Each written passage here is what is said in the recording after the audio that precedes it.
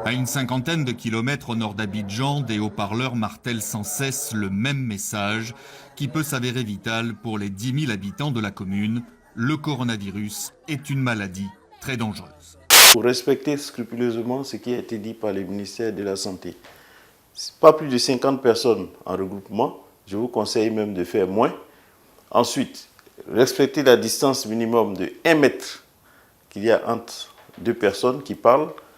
Tous ceux qui sont malades, qui se sentent malades, qui ont une toux, qui ont une petite grippe, on vous recommande de porter le masque. Abidjan, la capitale économique ivoirienne, en plus du respect de ces consignes, les populations se ruent vers les feuilles de nimier utilisées dans plusieurs pays africains pour le traitement contre le paludisme.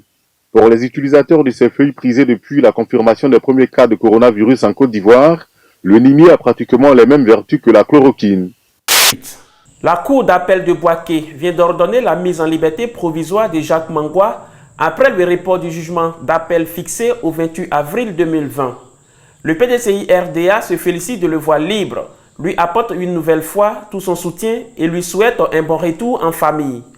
Peut être provocateur. Est-ce qu'on ne devrait pas faire cette étude en Afrique où il n'y a pas de masque, pas de traitement, pas de réanimation, un peu comme c'est fait d'ailleurs pour certaines études dans le sida, où chez les prostituées, on essaye des choses parce qu'on sait qu'elles sont hautement exposées et elles ne se protègent pas.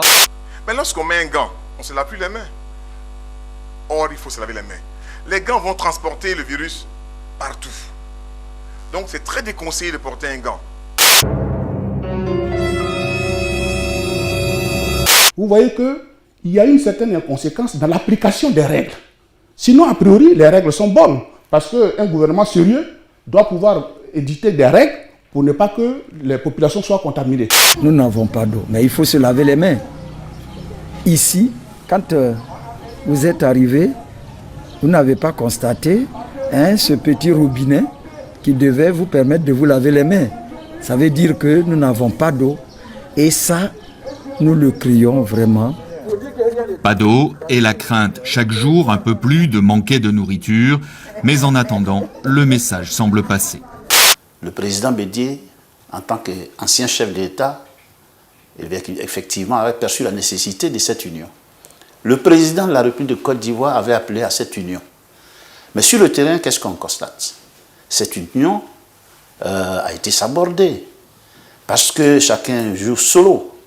En ce qui concerne les militants du PDCI et les responsables politiques du PDCI, nous sommes dans cette vision du président Henri Konan Bédié, de faire en sorte qu'on mette la politique de côté et qu'on soit solidaires, on soit ensemble dans l'union pour combattre cette pandémie.